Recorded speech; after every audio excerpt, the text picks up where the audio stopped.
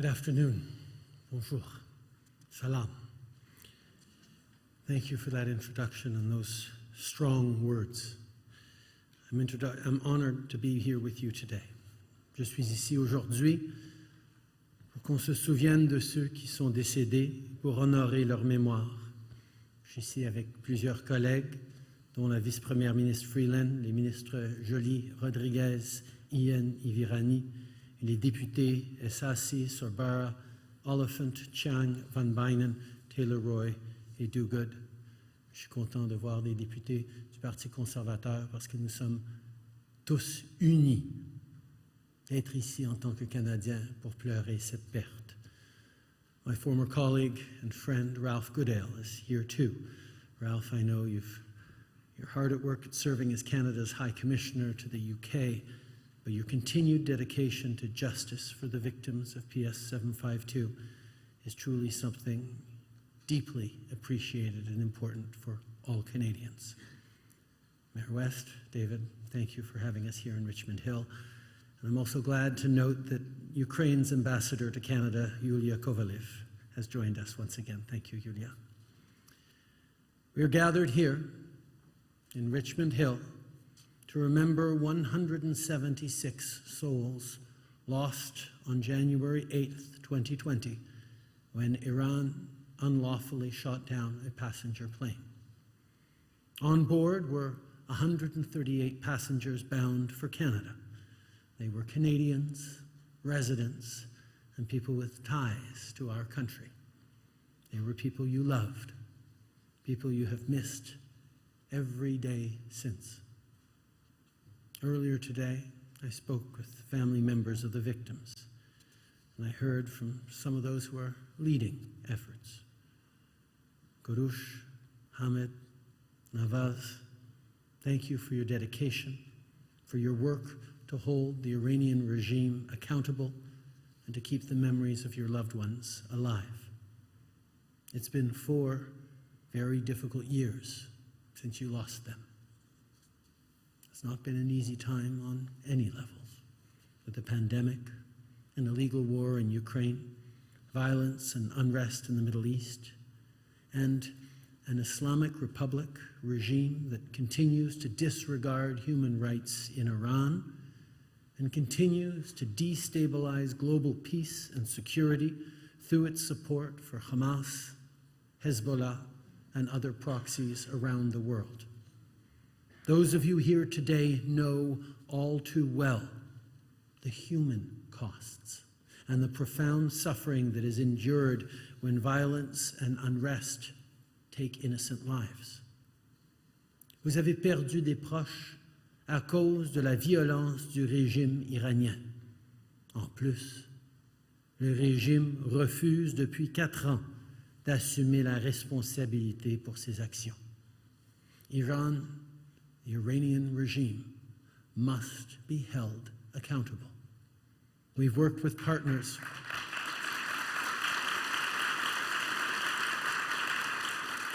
We have worked with partners for years to have the Iranian regime accept responsibility for its actions, which is why today we have taken further historic action with our partners from Sweden, the UK, and Ukraine to take this matter to the International Civil Aviation Organization. This is in addition to our continued pursuit of justice at the International Court of Justice, which we initiated last summer. Notre objectif est de faire en sorte que des tragédies comme celle-là ne se reproduisent jamais. Chaque vie humaine doit être respectée et l'ensemble des droits de la personne aussi. Malheureusement, quand on voit le bilan du régime de la République islamique, on voit bien qu'il ne respecte pas ses valeurs fondamentales. Et le meurtre des passagers du vol PS752 est juste un autre exemple parmi tant. Je sais que beaucoup d'entre vous ont des racines iraniennes et des liens avec l'Iran, avec la famille, des amis et des proches qui sont là-bas. Je sais que la situation est particulièrement difficile pour eux. Les civils iraniens font preuve d'un courage immense pour réclamer la liberté. There were 176 victims of Flight PS752, but there are thousands upon thousands of others who have lost their lives at the hands of that regime. Our government condemns the Islamic Republic's regime's continued disregard for the rule of law, its sham trials, its oppression of peaceful protests, especially its brutal reaction to the protests in support of the rights of women and girls in the wake of the killing of Mahsa Amini. Canada will always stand with you in your call, Zan, Zendegi, Azadi.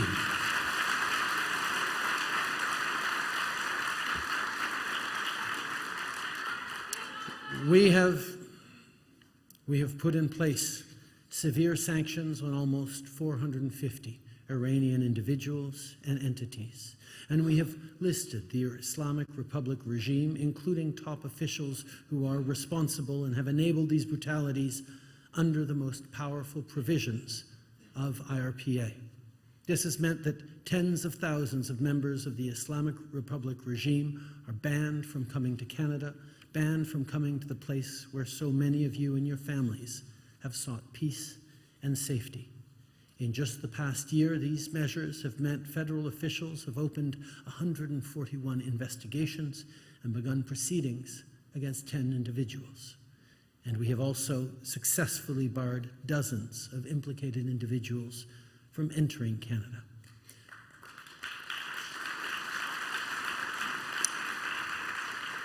But we know there is more to do to hold the regime to account, and we will continue our work, including continuing to look for ways to responsibly list the IRGC as a terrorist organization and explore any and all other options.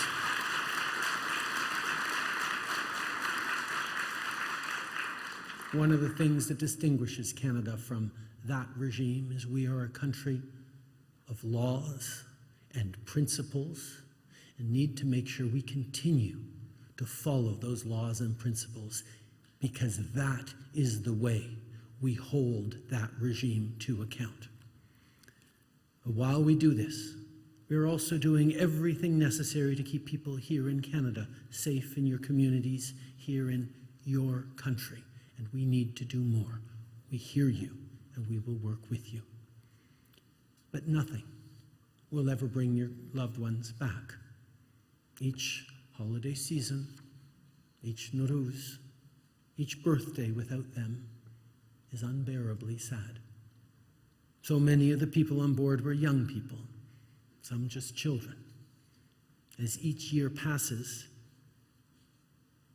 you remember the future that you dreamt for them.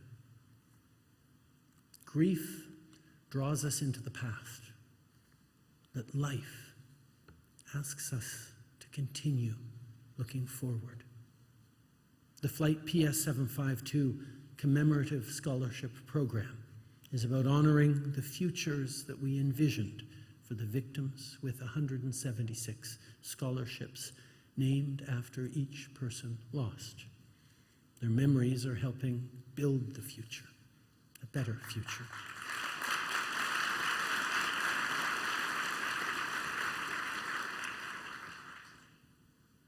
Canadians will never forget the tragedy of when the plane went down. Your loved ones were killed almost 10,000 kilometers from here, 1,461 days ago, but it feels like they were all just here. Many of you just celebrated Yalda. At the darkest time of year, you gathered. When it's darkest, we always need to remember that light will return. Light will triumph over darkness. As I always try to do, I took a moment to meet with the incredibly brave mothers who are gathered here today. It is personal to me to be able to see you, to speak with you, and to thank you.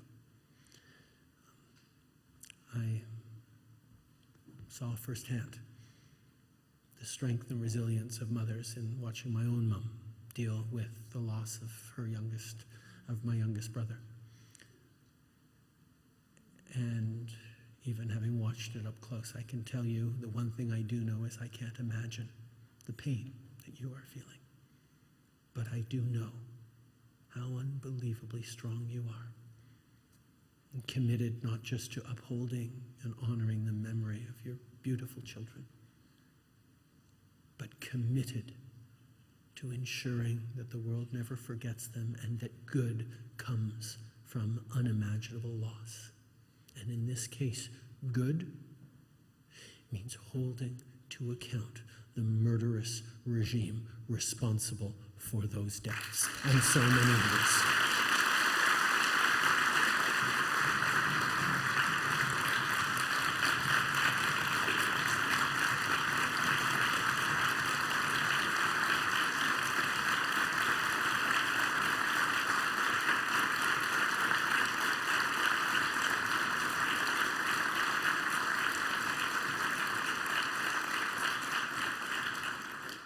Aujourd'hui, on honore la mémoire de ceux qui ont perdu la vie et on est solidaire des citoyens iraniens qui subissent une oppression constante. Notre gouvernement va continuer à défendre les droits de la personne et à tout mettre en œuvre pour que la justice soit rendue aux 176 personnes décédées lors de l'écrasement de l'avion et aux milliers d'autres qui ont perdu la vie aux mains du régime. Our work together will make sure that they are never forgotten and that tragedies like this never happen again. I want to thank not just the mothers, but all family members and all members of this community who have stood up, who stand strongly every day to continue to demand of us, of Canadians, of people around the world, that we see the Iranian regime who they really are, and we hold them to account, because together we will. Thank you very much. I'm now welcoming Minister Joly to the stage.